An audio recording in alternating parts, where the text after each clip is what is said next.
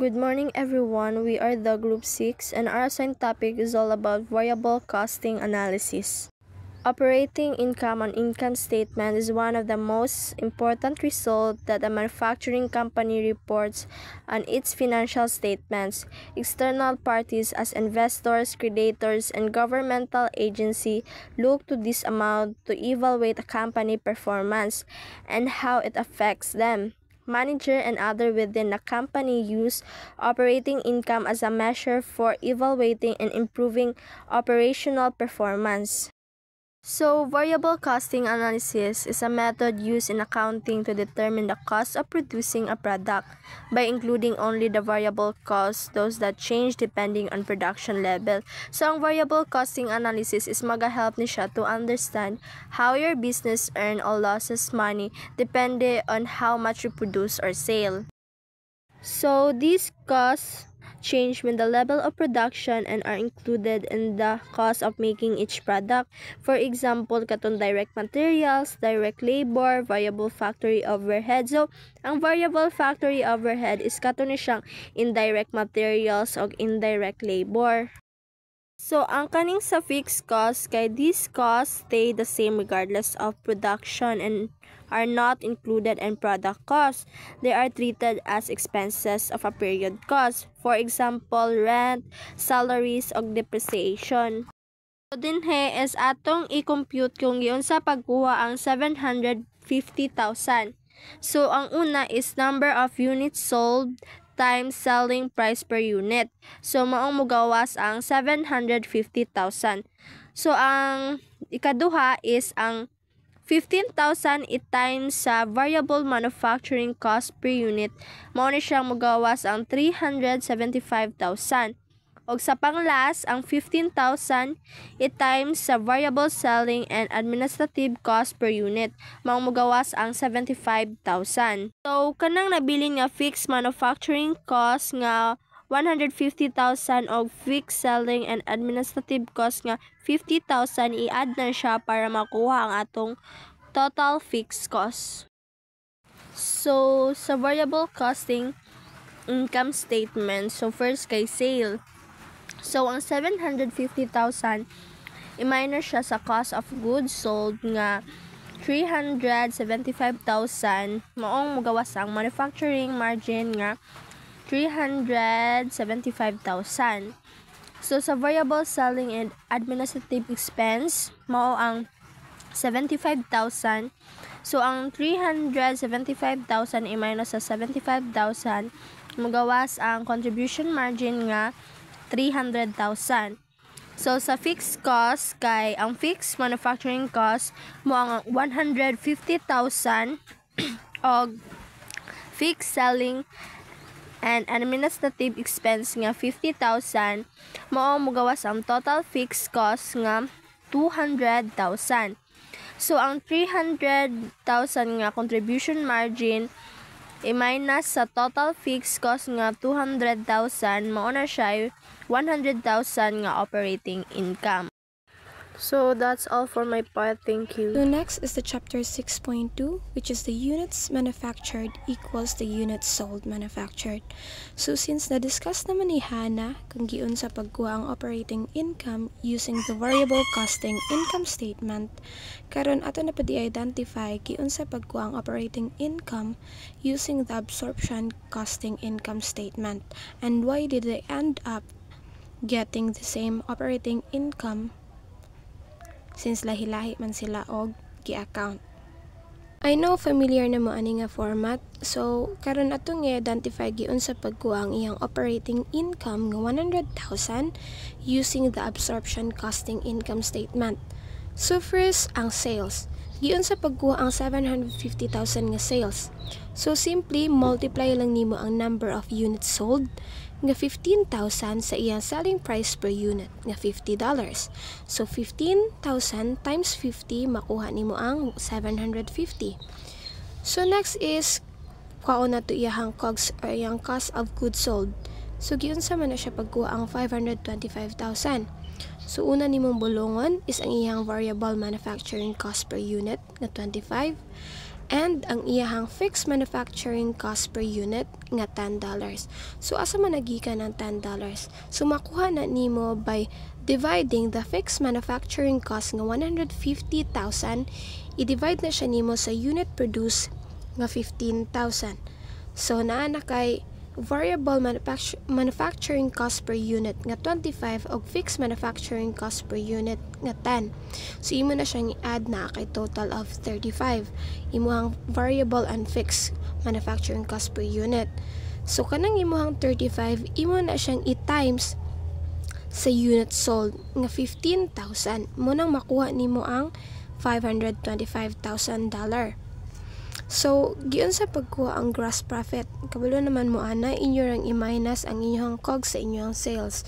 So, 525,000 minus the $750,000, nga, which is a total of 225,000. So, next is the selling and administrative expenses. So, giyon sa man na siya pagkuha. Imo lang i-multiply ang unit sold nga 15,000 sa variable selling and administrative cost per unit nga $5. So, imo na siyang i-multiply 15,000 times 25, tapos i-add nimo ang iyang fixed selling and administrative cost. Fixed na siya ha. So, makuha nimo ang 125. So, para makuha nimo ang operating income, mo nang imong i-minus ang imong selling and administrative expenses sa imong gross profit. So 225,000 minusan nimo og or kuhaan nimo og 125,000, mo nang makuha nimo ang imong operating income nga 100,000. So since nakuha naman nato ang operating income sa both costing methods, karon ato na pud i-identify or i-determine why and what's the reason behind ganang equal silang duha. So, when a company produces man good the same number of units sa ilang nabaligya or nasold, there's no change sa iyang inventory, meaning walay products nga nabilin and sold at the end of the period. And if imong mabantayan diri sa variable costing, only variable manufacturing cost ra ang iyang gina-include sa iyang COGS. Unlike diri sa absorption nga both variable and fixed manufacturing costs ang iyang gi-include sa iyang cost of goods sold. And diri pod sa variable costing, all fixed manufacturing costs are treated or recorded as an expenses in the same period. And diri sa absorption costing, normally, if some units remain unsold or wala pa nahalin, ang part of the fixed cost should stay sa inventory, di ba? But since tanan man nga units kay nahalin, all fixed costs are expensed during the same period, just like sa variable costing. So parehas ra sila. But there is no difference in operating income, meaning equal jud sila because all manufacturing costs, both fixed man or variable, are fully charged to the same accounting period. Meaning, mag-vary ra sila or ang difference lang between the two costing methods only vary when there are changes sa ilang inventory levels. For example, iyahang units manufactured is greater than the units sold, or pwede po siyang mahimong units manufactured less than the units sold. So, basically, dili lang sila mag-balance or mag-equal if na ay changes sa ilang inventory levels or sa ilang volumes, if mas daghan ang nasold or mas gamay ang nasold. So now, let's talk about the units manufactured greater than units sold. I will explain how variable costing and absorption costing differ when a company produces more units than it sells. In the example, the company made 20,000 units but only 15,000 units were sold. That means there are 5,000 units left in the inventory. Now, we will see how this affects the company's income using the two methods, which is the variable costing and absorption costing. So, let us start with the variable costing. Under the variable costing, only variable costs are included in the cost of goods sold. All fixed manufacturing costs are treated as period expenses, meaning they are deducted in full during the same accounting period. So even though 20,000 units were made, variable costing does not defer any fixed costs into inventory. As a result, operating income is lower. As you can see in the example, sa sales, ang 15,000 units kay gi-times sa $50 mo nang nahimo siyang $750,000. Sa variable cost of goods sold, ang 15,000 units kay gi-times siya sa $25 mo nang nahimo siyang $375,000. While sa variable selling and administrative expenses, ang 15,000 units kay gi-times sa $5 mo nang nahimo siyang $75,000. While sa atong fixed cost, muna nahimo siyang $200,000 kay ang fixed manufacturing cost is $150,000 plus fixed selling and administrative expenses na $50,000, muna nahimo siyang $200,000. Total sa atong operating income is $100,000. In variable costing shows lower income because all fixed costs are expensed immediately. So, on the other hand, the absorption costing. Under absorption costing, all manufacturing costs, both variable and fixed, are included in the cost of goods sold. So this means that part of the fixed manufacturing cost is included in the cost of the units that are still in the inventory and not yet sold. So based in our example, there is 20,000 units were manufactured, but only 15,000 units were sold. So this leaves 5,000 units in inventory because part of the fixed manufacturing cost is stored in inventory.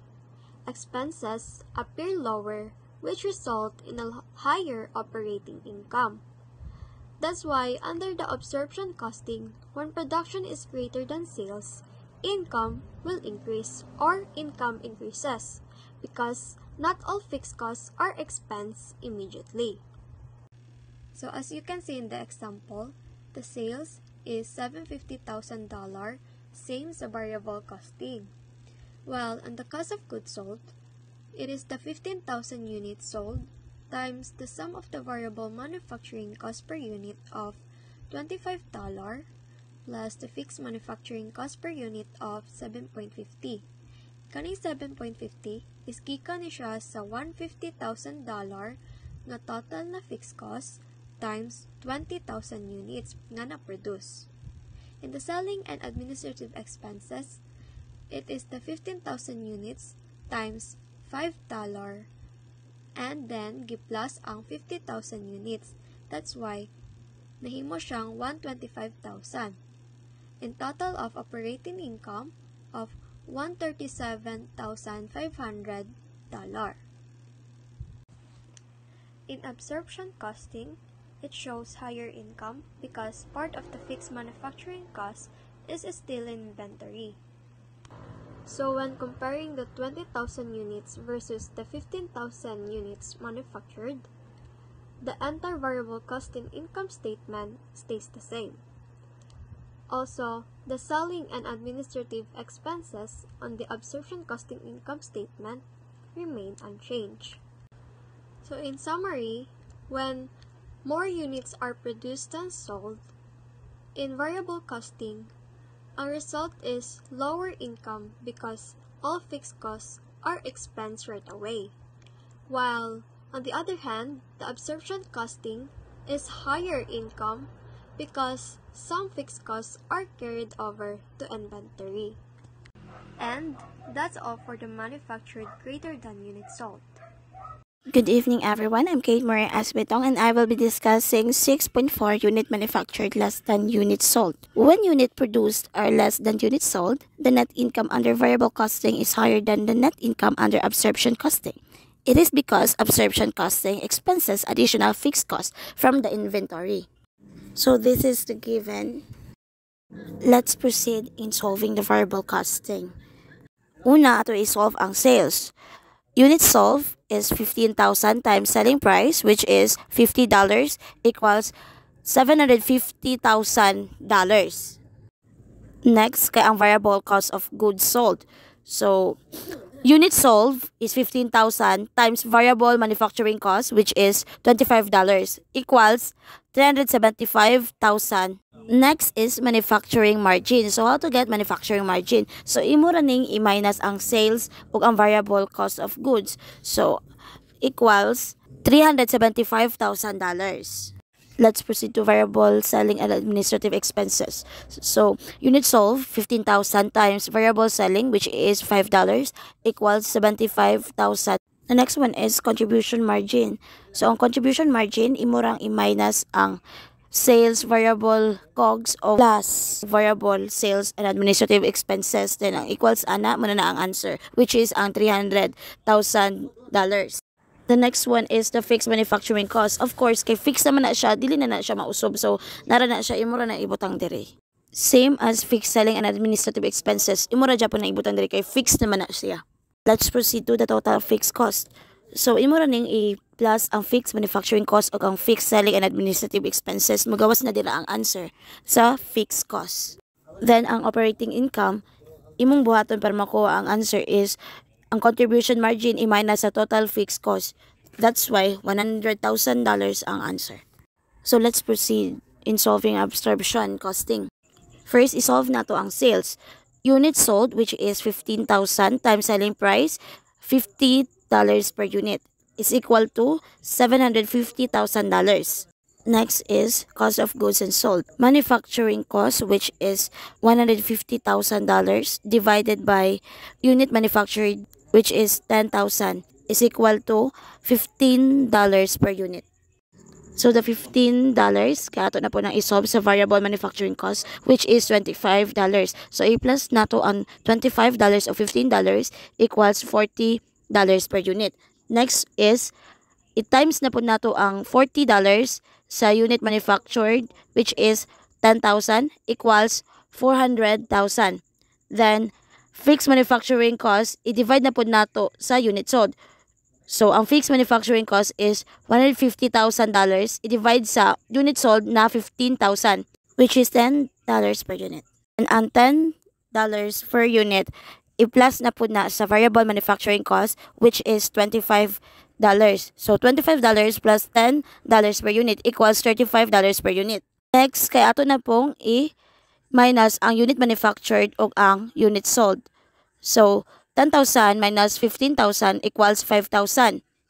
Then, ang 5,000, i-times na siya o $35 per unit equals 175,000. Then, ang 175,000, i-plus na nimo sa 400,000 equals 575,000.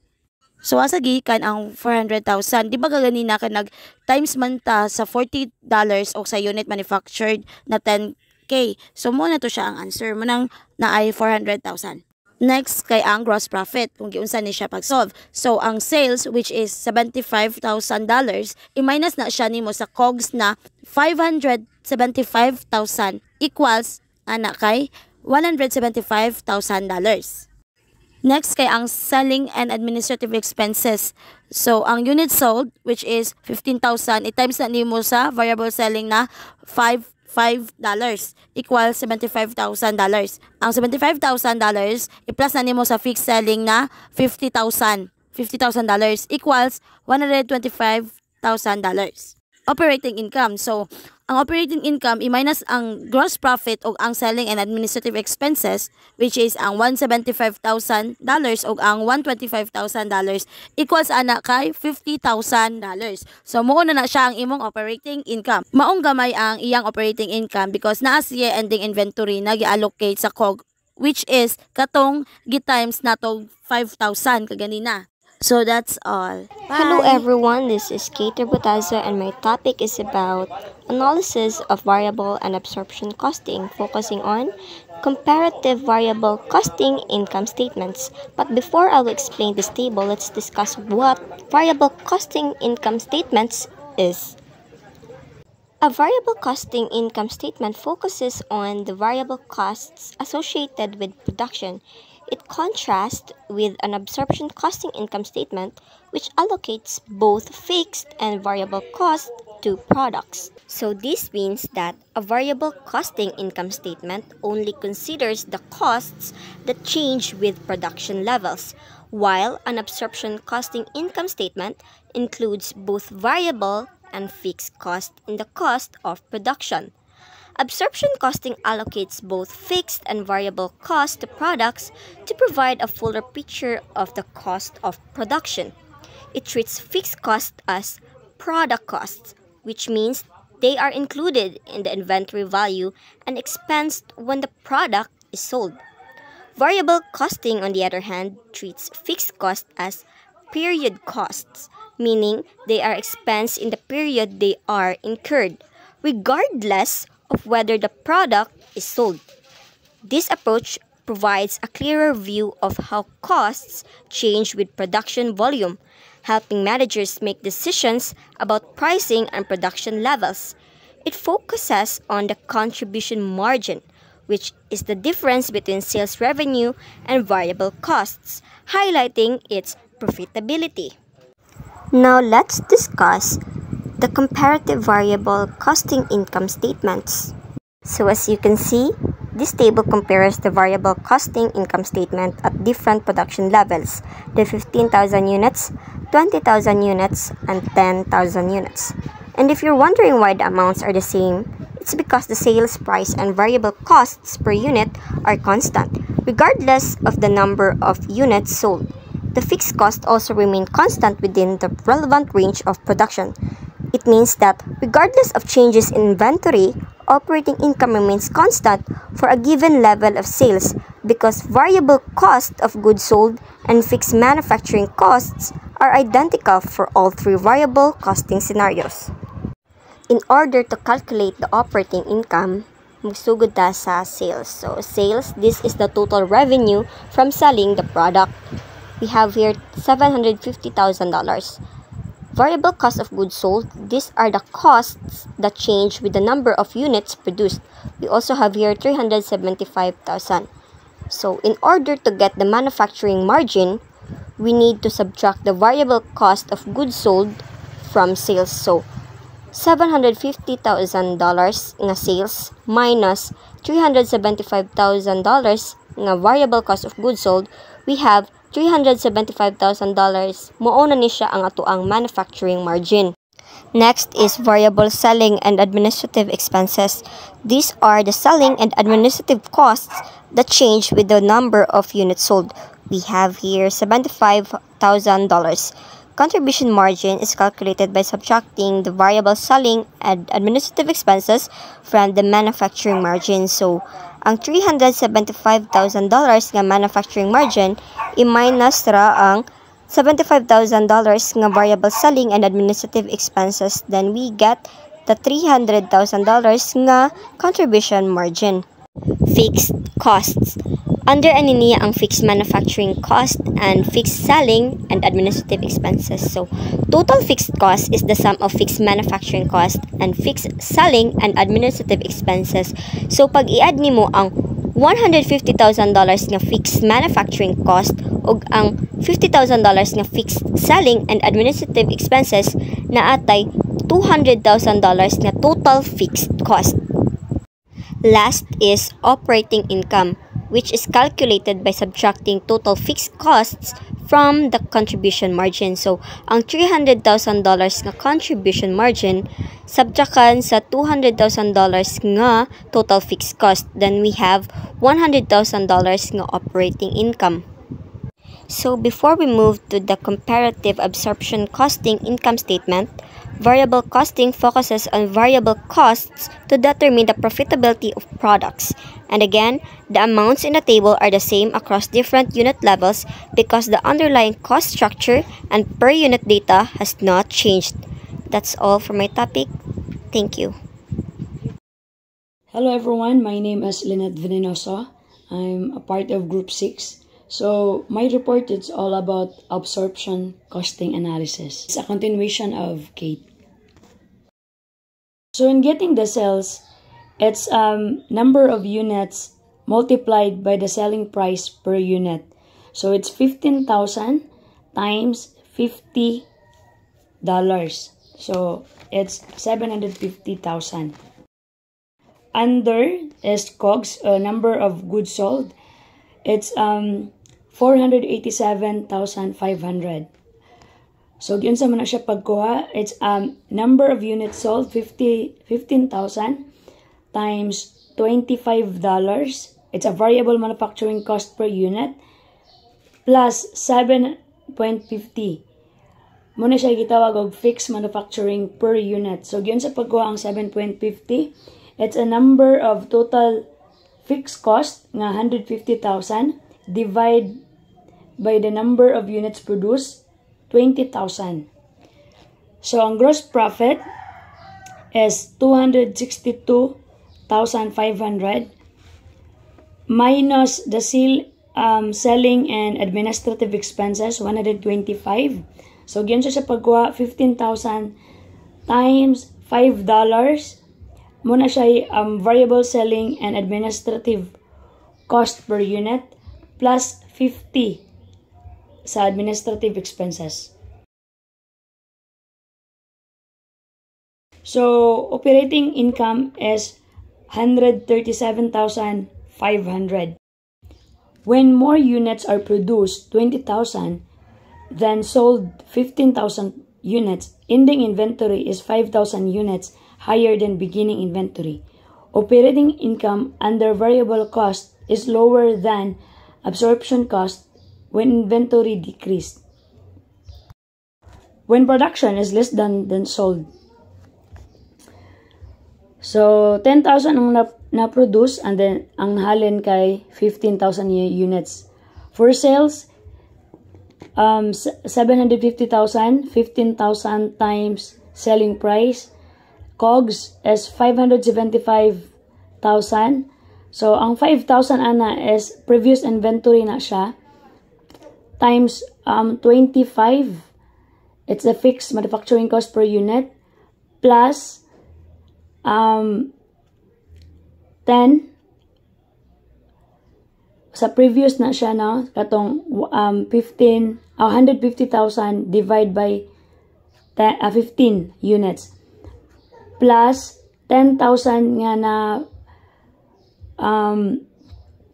produce times 25 plus 15. So giyon sa pagwa ang 15, it's 150,000 divide 10,000 nga na produce. So gross profit is 175,000 minus selling nga 125.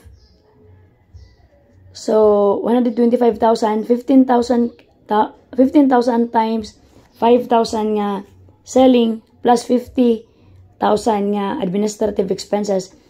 So operating income is 50,000. Fewer units are produced, 10,000, then sold 15,000. Ending inventory is 5,000 units lower than beginning inventory. So operating income under variable cost is higher than absorption cost when inventory decreased. When production is equal to sold, 15,000 units ang na-produce, 15,000 ang sold. So sales 750,000, 15,000 times 50 selling price. COGS is 525, 15,000 times variable manufacturing cost plus 10 fixed manufacturing cost per unit. So 150,000 total fixed cost divided by 15,000 units produced. Gross profit is 225, 750,000 minus 525 is 225,000. Selling and administrative expenses is 125,000, 15,000 times 5 plus 50. Operating income is equal to 100,000. When the number of units produced is equal to the number of units sold, there is no change in the number of unit inventory. So operating income under variable and absorption costing are constant.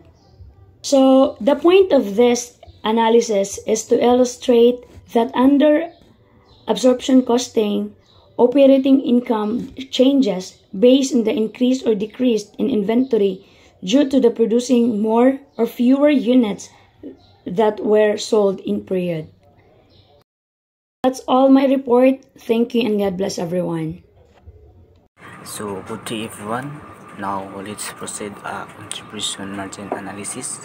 So contribution margin analysis is also useful for planning purposes for its product, sales, volume, unit selling price, unit variable cost of production, and unit variable cost of selling can be forecasted to estimate contribution margin. Subsequently, one or more of these four variables may be changed to see the impact on contribution margin. In simple terms, contribution margin analysis it shows how much its product contributes to paying the company's fixed costs like rent, salaries, and utilities, and earning a profit. So this helps managers understand which products are more profitable and how changes in price, cost, or sales volume affect the company's overall profit. So the following table compares 6 projections based on different data. Amounts involved fund are changes from project 1. So this is 6 projection that different data. We have sales quantity, selling price per unit, variable production cost per unit, variable selling cost per unit. Okay, now let's solve it. 6 projection of contribution margin analysis. So before we solve, we should apply the following formulas. So first formulas we have sales. So quantity times selling price per unit. Second, we have variable cost of goods sold, quantity times variable production cost per unit. And third, we have manufacturing margin, sales times minus NIM as variable cost of goods sold. And then fourth, we have variable selling expenses, quantity times variable selling cost per unit. And fifth, we have contribution margin, manufacturing margin minus NIM sa variable selling expenses. And lastly, contribution margin ratio, contribution margin divided by sales. We should to express as a percent. So now let's try solve the projection number 1. So in projection number 1, kita na to sa table ganina na yung quantity na siya 100k, yung price per unit is $8, and then yung variable production cost per unit $2.50, and yung variable selling cost per unit na siya $1.75. So instead using the following formula, we solve the sales. So quantity, so ano siya yung quantity, siya itong formula ganiya, quantity times na to siya sa 8k o $8 yung price per unit. So equal siya of $800,000.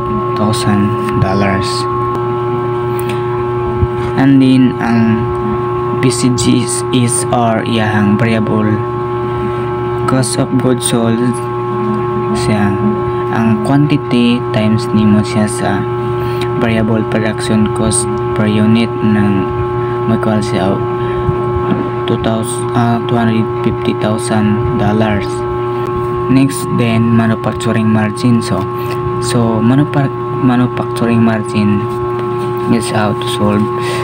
So sales imo siyang i-minus sa variable cost of goods sold na siyan.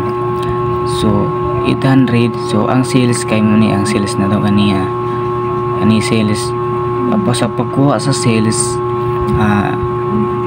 ang quantity times selling price per unit mo siyang equals ang $800,000. So mo ni siyang ato ang sales. So next we have VCG or variable cost gold sold. Ang quantity times variable production cost per unit times nimo. So muna siya equals na to, muna siya ang ato ang variable cost of goods sold. Then third, manufacturing margin. So manufacturing margin, ang sales imo siyang i-minus sa variable cost of gold sold. Muna siya ganiya itong cost $800,000 and i-minus na to siya sa $250,000, which is ang variable cost of goods sold, equal siya og $550,000. So muna siya ato ang manufacturing margin. And then we have atong variable selling expenses. Variable selling expenses, ang quantity i-times na to na siya sa variable selling cost per unit siya. So mo equal siya og $175,000. Muna ni ang atong variable selling expenses na equal sa quantity i-times sa variable selling cost per unit. Then we have contribution margin. Sa pagkuha sa contribution margin, ang manufacturing margin minus nimo siya sa variable selling expenses, which is ang manufacturing margin is muna siya $550,000 sa minus na to siya sa variable selling expenses. We have $175,000. So equal siya o $375,000. Manin siya sa contribution margin. So lastly, contribution margin ratio. So pagkuha sa contribution margin ratio, so ang contribution margin imo siyang i-divide sa sales. So ang atong contribution margin which is $375,000. Okay, $375,000 divided by nato siya sa sales, which is ang sales na siya ay $800,000. So equal siya og 0.46875. So kay atom ni siyang express og percent. So muna okay mo siya og 46.9 ang ato ang ratio. Muna siyang pagkuha sa contribution margin analysis sa projection number 1. Okay, let's try solve sa projection number 2. So maran dyan po na ito ang formula gamiton sa projection number 2. So projection number 2, try tag solve. Sige, okay, projection number 2. Okay, so projection number 2 ato itong nato sa atong table atong lantawon. So muna yung quantity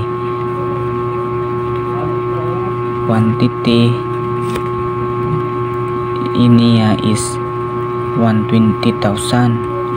Yahang price per unit equals let's say $8. Yan iyang variable cost per unit. So nasa $2.50.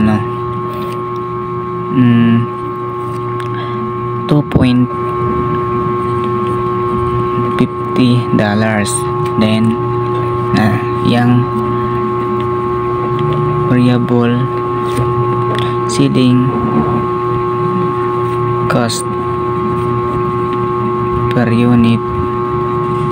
cost per unit, nasa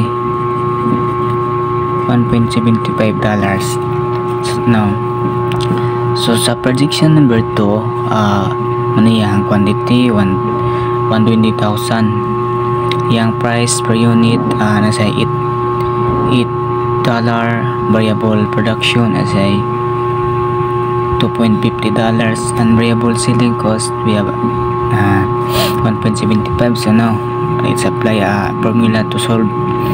First, sa projection number 2, so nasa yung sales.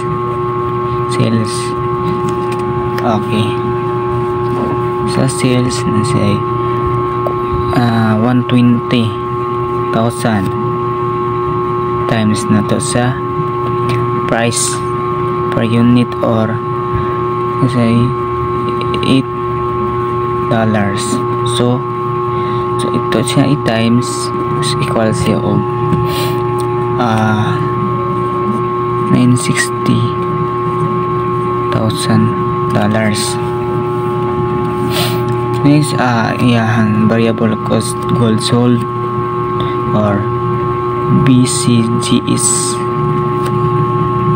quantity,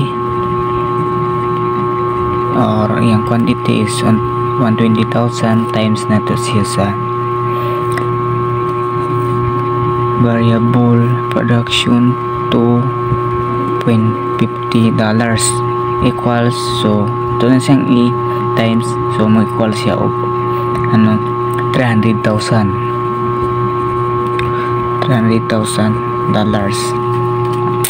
So yung next manufacturing margin,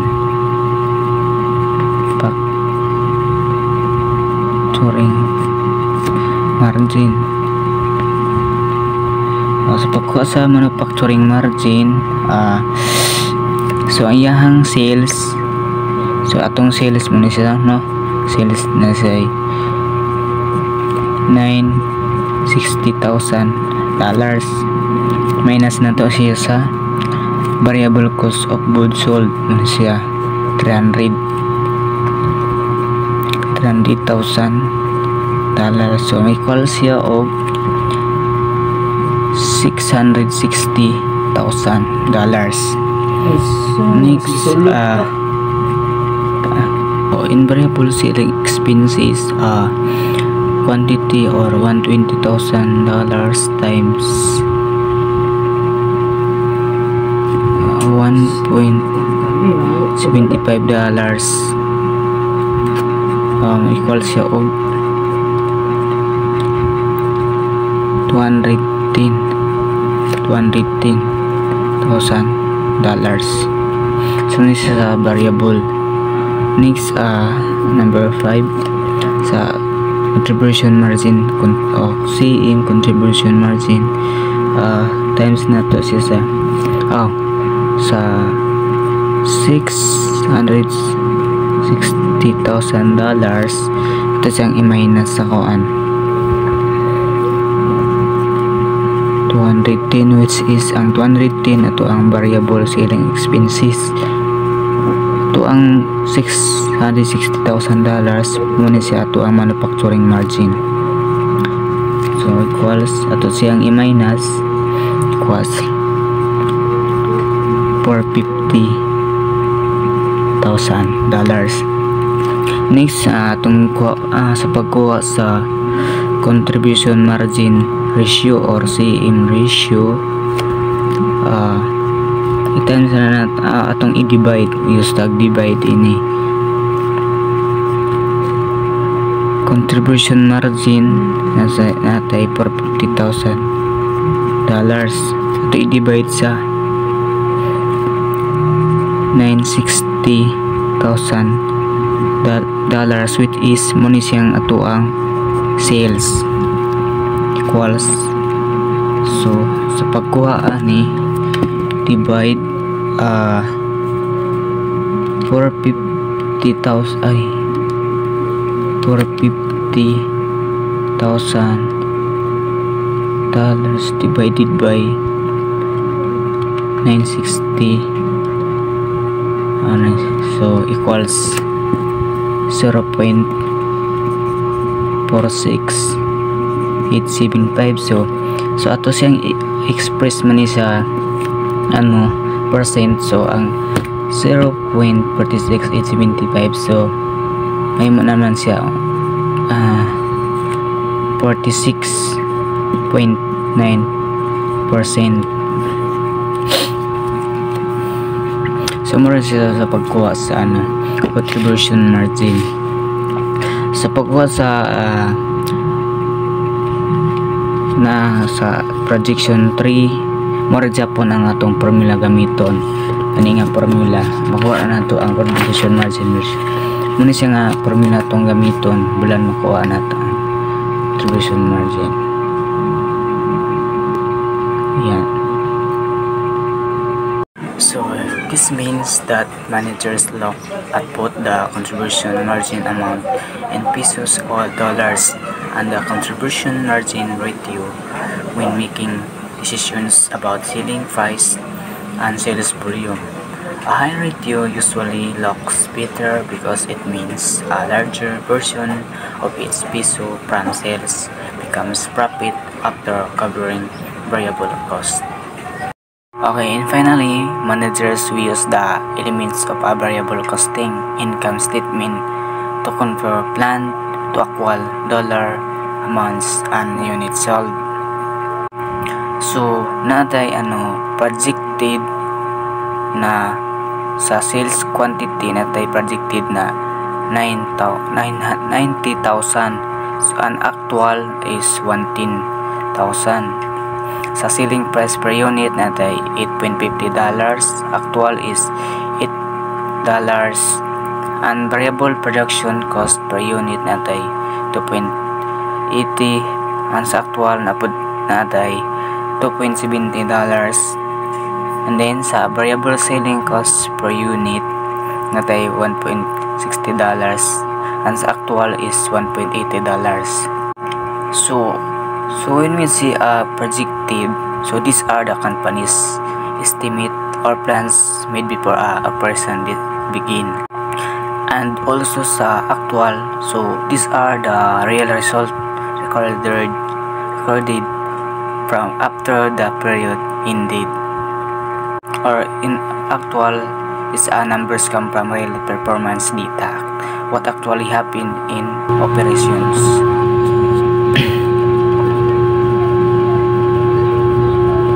Projected natay quantity na quantity nato is 90,000. I-times nato sa itong selling price per unit, which is $8.50 times equals siya of $65,000. Muna siya sa itong projected. Okay, so muna sa ito ang projected. So sa actual itong actual is you have 110,000 times Japon nato siyang selling price per unit. So ang selling price per unit sa actual is na siya $8 times nato equals na siya og $880,000. Ano ato ang sales sa projected o po itong sales sa actual. Second is variable cost of goods sold. So pagkuha nato siya times na to ang quantity times variable production cost per unit. So sa una to sa projected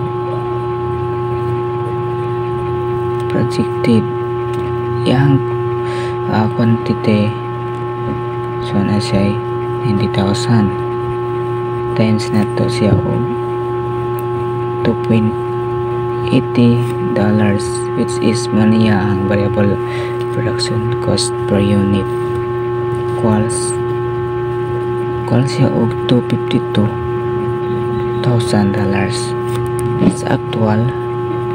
So ang actual na siya 110,000 then times na to sa variable production cost per unit na sa $2.70 ang actual. I-times mo ba siya og 297,000. So ni siya ang variable cost of goods sold sa projected ug sa actual. Okay, so next ang solve na to is manufacturing margin. So manufacturing margin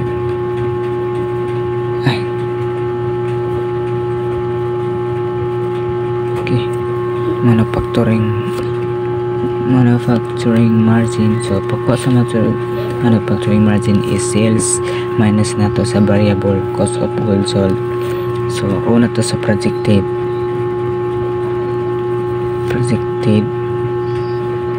So ang projected, so ayahang sales which is $765,000. So ato na siyang i-minus og $252,000 which is ang 252 na say variable cost of goods sold sa projected. So atong i-minus, so equal siya og $513,000. Okay, sa actual manufacturing margin sa actual. So ang actual na say una iyahang sales $880,000 minus na to sa variable cost of goods sold niya na $27,000. So pag minus, so may equal siya og $583,000.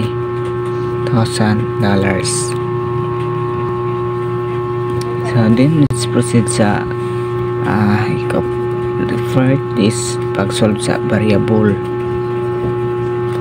selling expenses.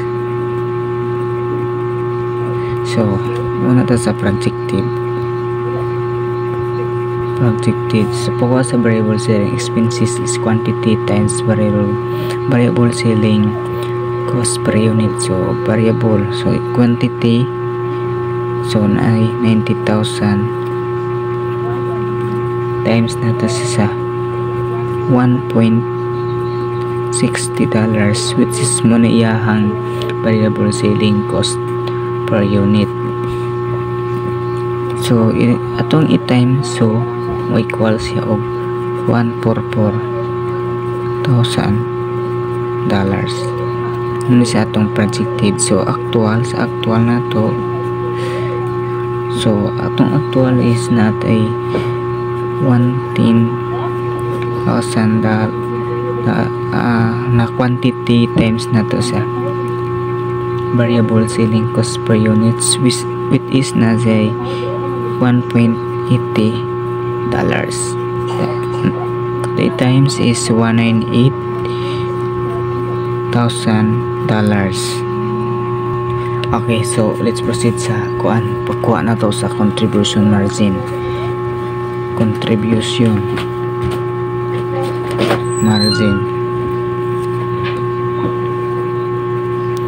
So pagkuha sa contribution margin is ang manufacturing margin i-minus na to siya sa variable selling expenses. So una ta sa projected. So sa projected is na sa manufacturing na pila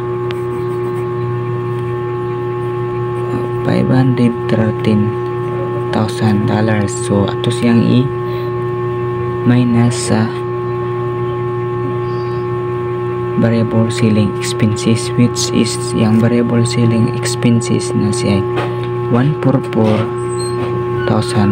So minus may equal siya og as ay $369,000 Then sa actual iyang manufacturing margin actual is na siya $583,000 minus nato sa variable selling expenses minus $198,000. So pag minus na pa siyang equals na $883,000. So muna sa ipagkuha sa pag-solve na to sa manjire pag-solve aron makuha ang difference sa actual o projected. So now atong i-table ang ansay difference for actual and projected. So at ang sales dayong variable cost of goods sold dayong manufacturing margin and variable selling expenses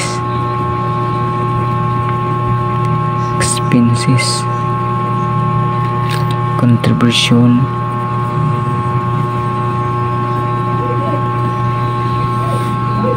margin.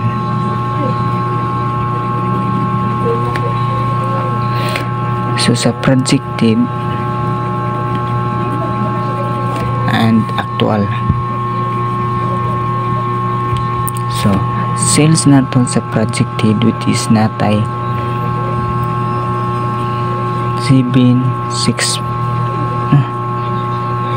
765,000 dollars. Sa actual natay $80,000. Then ang variable cost of goods sold sa projected natay $252,000. Sa actual natay $297,000. And sa manufacturing margin sa projected is natay $513,000. And sa actual is $583,000. And din sa variable selling expenses nato sa projected natay $144,000. And sa actual natay $198,000. And din sa contribution margin for projected natay $369,000. And sa actual is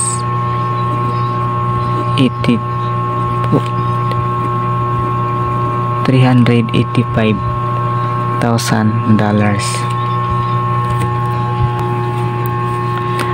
So yung difference nila, so difference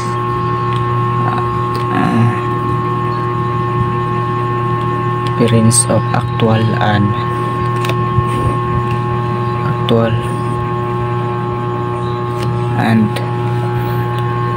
projected. So ato na siya sa example sa sales sa projected and actual ato na siya i-minus. So minus na to so nasa $115,000.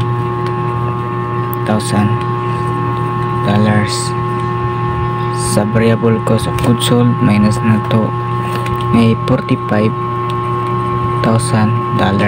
And manufacturing margin $70,000. Ito na isang minus ang sa projected o sa actual. Then variable selling expenses natay $54,000. And sa contribution margin, we have $16,000. At sa pagkuhaan niyang difference, so ito na siyang minus sa projected o actual. So example, sales sa projected o sales actual i-minus ra na ano sa imugwa diri ang difference nila. Marja po na sa variable cost of goods sold minus na to sa actual o projected.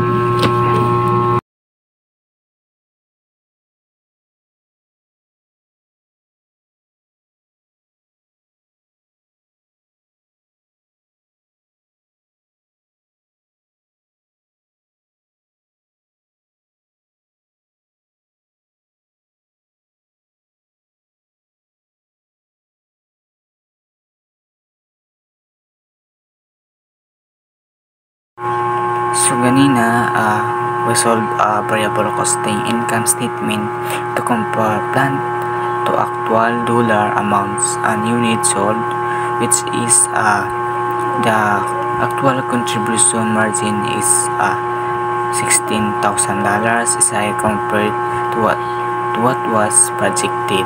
So partially to more unit sales than anticipated, the net decrease in unit variable cost factors in as well. Although sales revenue is the higher than expected, it would be worth looking into why selling price per unit was lower than projected. It is possible that the price concession spurred the higher sales quantity. So this means that managers look at both the contribution margin amount in pesos or dollars and the contribution margin ratio in percent when making decision that selling prices and sales volume. A higher ratio usually looks better because it means a larger portion of each peso from sales becomes profit after covering variable cost.